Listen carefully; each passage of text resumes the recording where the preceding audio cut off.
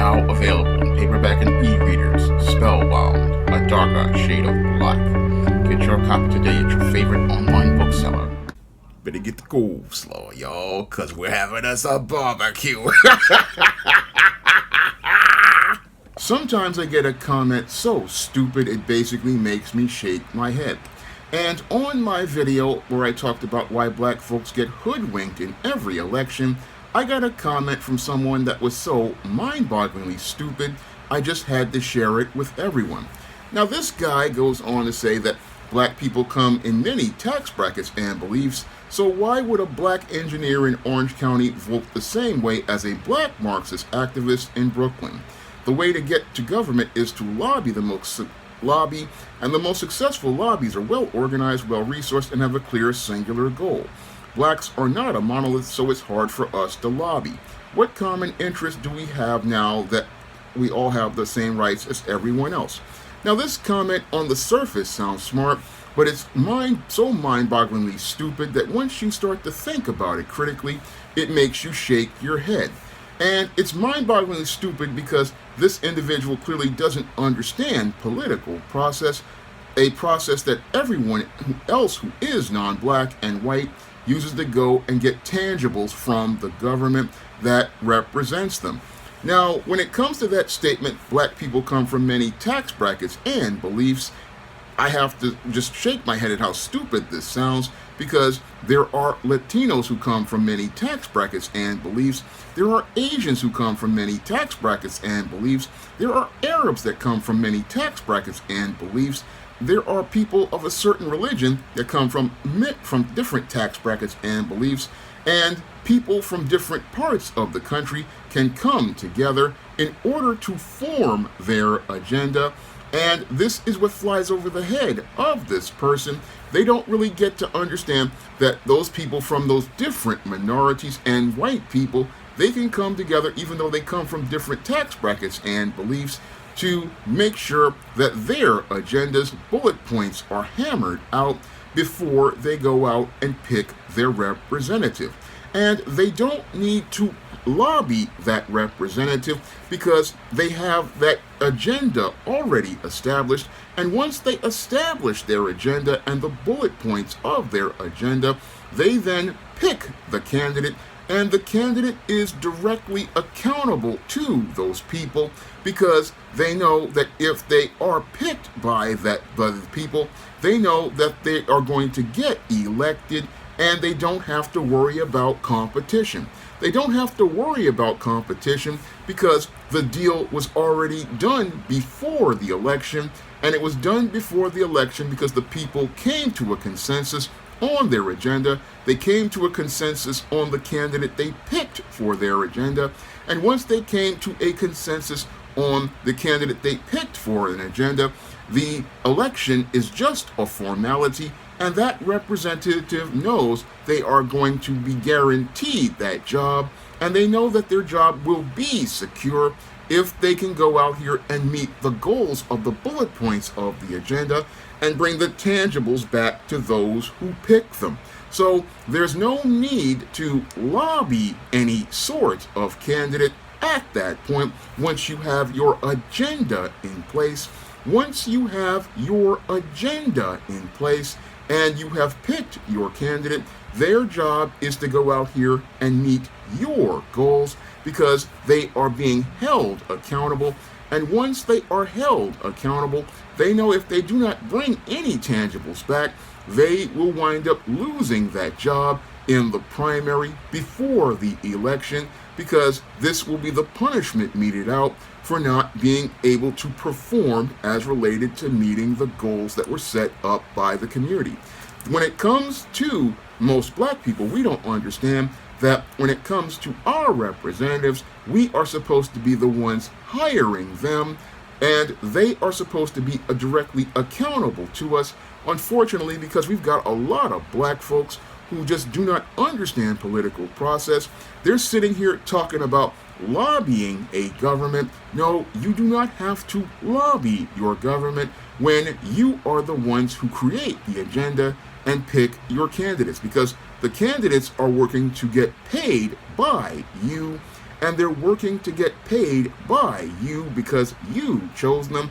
And in order for them to get paid, they have to go out here and meet the bullet points of your agenda because you're the ones holding them to that standard. So you do not have to lobby anyone by begging them for special funds and special requests. No, that they are directly responsible for doing what you need on the agenda, and that's how it goes in every community outside of the black community.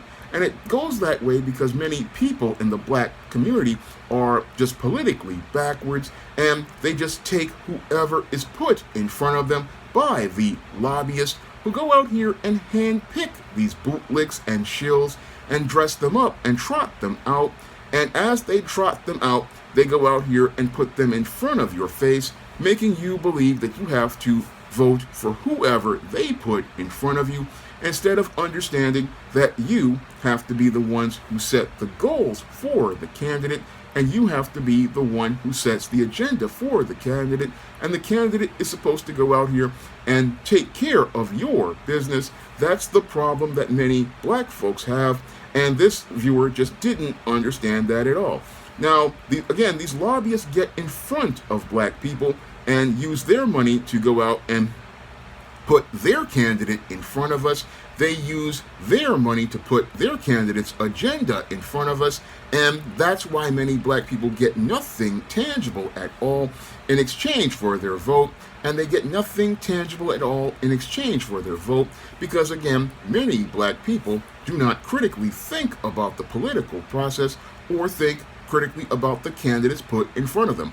And I'll give you an example of this in my own Parkchester neighborhood, where Alexandria Ocasio-Cortez is the current representative from the House, and Parkchester basically has huge holes in its retail shopping district on Metropolitan Avenue, and the neighborhood really isn't getting the tangibles that the Queens part of the district receives.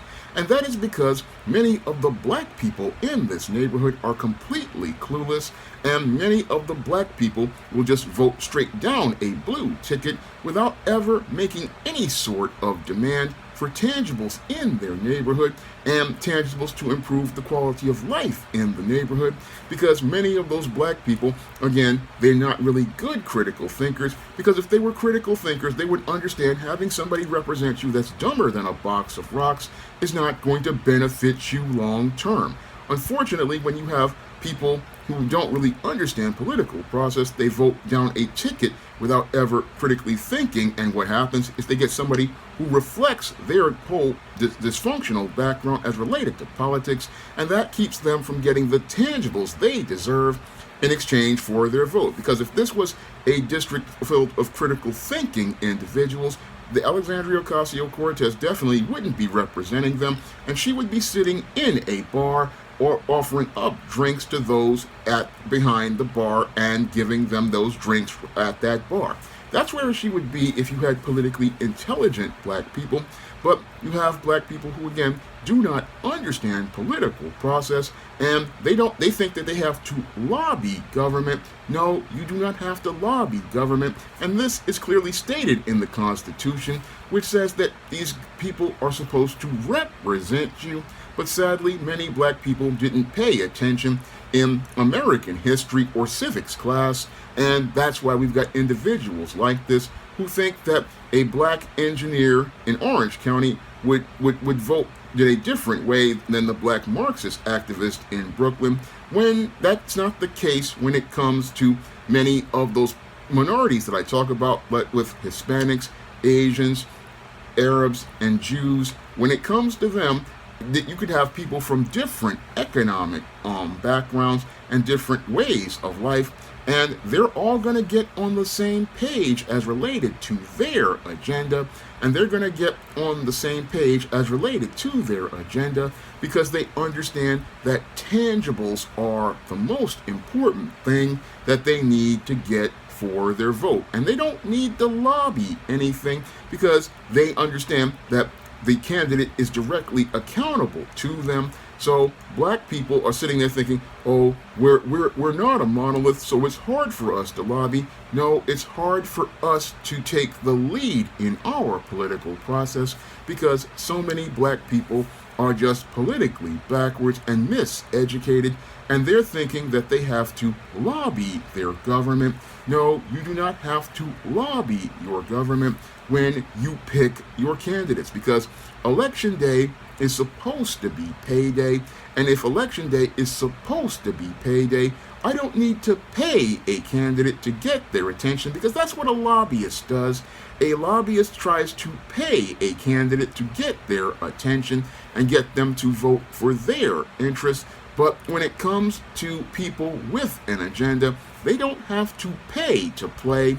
No, when you have the agenda, you've already gone out and made sure that the deal is done before you even have the election, because once the candidate already knows that they're on the page of the agenda, what they are going to do is go out here and work towards getting your agenda bullet points met. And as they get those agenda bullet points met, they are going to get paid as related to not only their salary, but also as related to the earmarks, grants, and other monies that are brought back to the community. So they're going to make their money on as related to the whole deal, as related to the agenda, because they get to stay in office and continue getting things as related to the tangibles they bring back to the community. There is no interloper in place to try to interfere with that process, because the people of the community already are the ones holding that individual accountable for getting tangibles back for the people.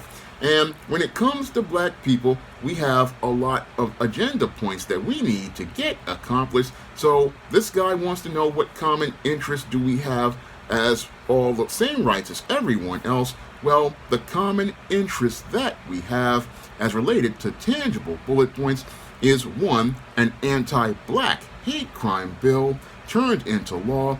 And I was the first one to come up with this proposal in one of my classic videos to say, the Asians got their anti-Asian hate crime law, and they have less racial incidents than black people. So black people, we all have a common interest in making sure that an anti-black hate crime law is passed, because most black people are the ones targeted by anti-black racism, and anti-black hate crimes are on the rise and have been consistently on the rise for years. And anti-black hate is something that needs to have a law in place, tangible on the books, to punish any racist who decides to go out here and participate in an anti-black crime against black people. That is a very important policy that needs to be tangible and on the books, to set a hard boundary for all of these racists, to hold them accountable for all of the hate crimes they participate in against black people. That is the first common interest that black people should have as related to a tangible law for our candidates to represent us on. And that should be the first bullet point of a black agenda, making sure that an anti-black hate crime law is passed and signed into law in this country. That is the first thing that we need as related to things. The second thing that we need is a removal of qualified immunity and reforms to deal with rogue police officers. And I say rogue police officers because there are good cops who are out here doing their job, but it's the rogues who need to be held accountable, and they need to be held accountable for their actions when they allegedly brutalize and abuse black people. That is a second bullet point as related to tangibles for a black agenda, and that's something that we should insist our candidates be going to Congress to make sure is passed into law, along with the anti-black hate crime bill, which will set a boundary from the anti-black racism and hatred of people who are white and non-black who target black people. These are the first two of three bullet points that black people need for our black agenda. Now, the third bullet point for a black agenda for any candidate that we pick should be reparations, because reparations are a common interest for black people, because many black people have been denied an opportunity to compete in the American economy or achieve the American dream for generations due to slavery, Jim Crow, and current and ongoing discrimination that keeps black people, especially heterosexual black men, from gaining access to the job market. And black people need to be paid because we were not allowed an opportunity to actualize for our potential. Meanwhile, the government went out here and supported giving money to people like migrants and people who entered the country illegally and allowed them to come into black communities and build their businesses and take 97% of the $3.3 trillion of black dollars out of our economy to build their middle class. So these are just the tip of the iceberg as related to bullet points on a black agenda. And the way you get a black agenda, again, is not by lobbying anyone. No, you get those bullet points done by making sure that you pick a candidate who is going to agree to follow the bullet points of your agenda and meet the goals of your agenda, because that's how you get things done. That's how every other community has been able to leapfrog over the black community. That's how every community has been able to get over on the black community, because those folks do not lobby. No, they pick their candidates. They come together first on a consensus on their agenda, and once they come to a consensus on their agenda, that's when they pick their candidates and give them the agenda, and their goal is to bring tangible results back to those people, because those people understand they hired this individual to represent them and take care of their business, and if they do not take care of their business, they will be terminated at the end of the first primary.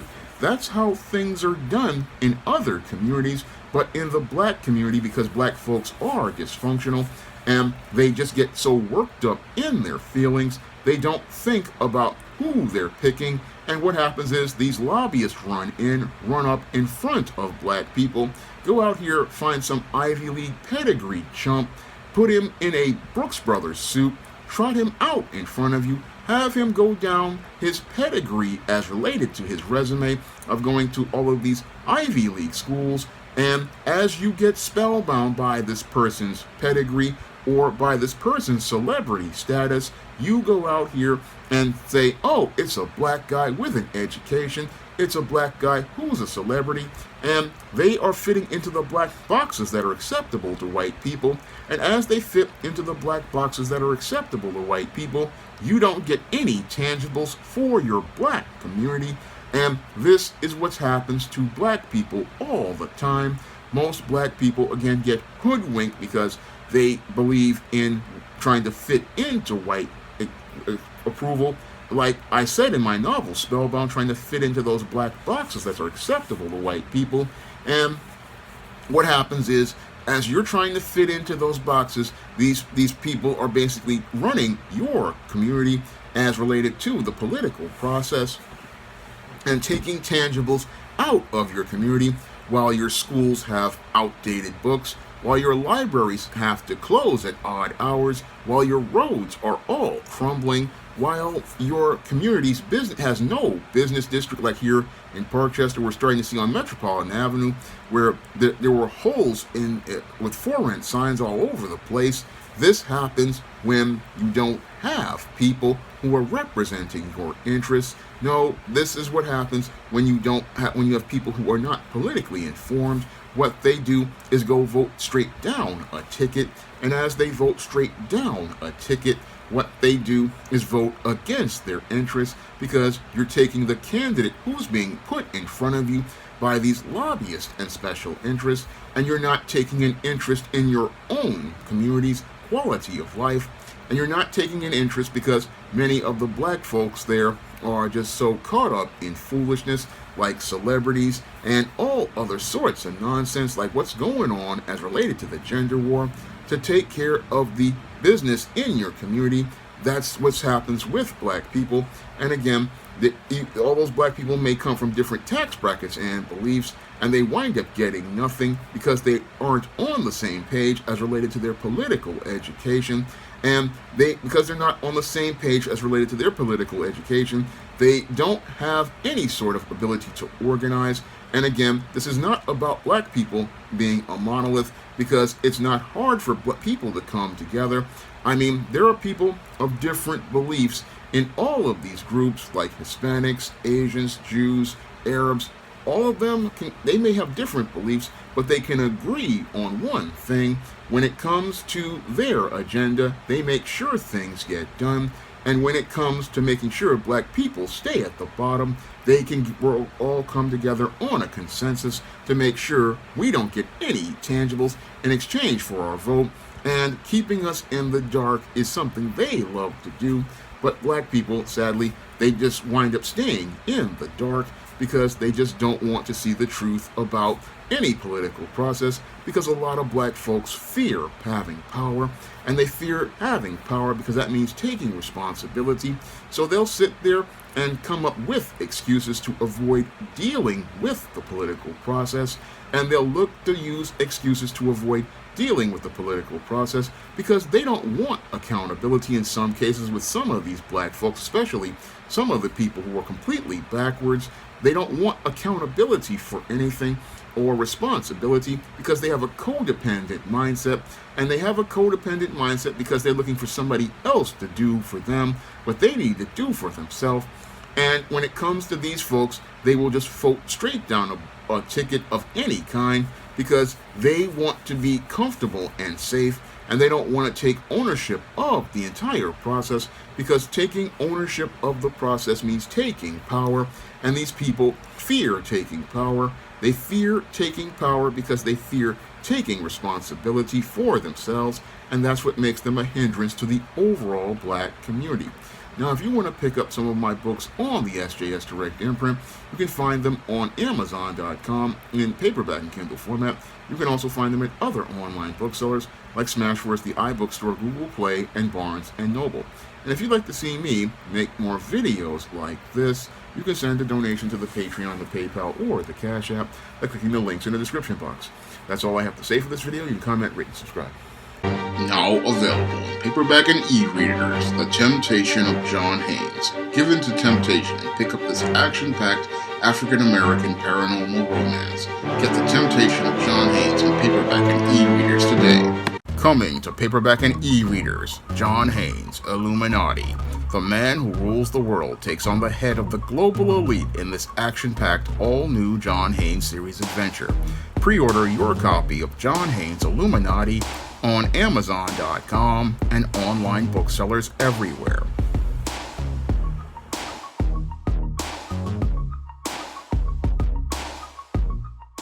Support Black-owned and Black-operated digital broadcast media. www.niceradionetwork.com. Nice Radio Network, broadcasting 24 hours a day, 7 days a week.